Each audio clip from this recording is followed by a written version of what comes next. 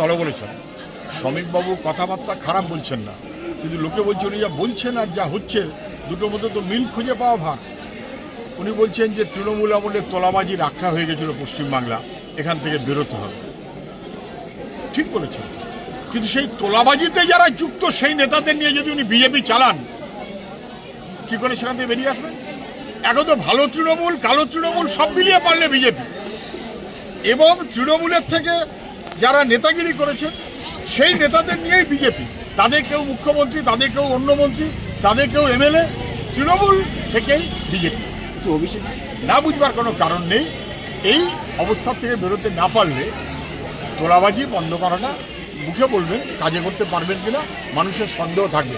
মানুষ হিসেব বুঝে নেবে। কিন্তু সুস্থ থাকার একমাত্র ঠিকানা কাঁচরাপাড়া পলিক্লিনিক বা নাইট অ্যাঞ্জেল নার্সিং হোম। কেনাকাটার একমাত্র ঠিকানা আগমনী বাসন্তী।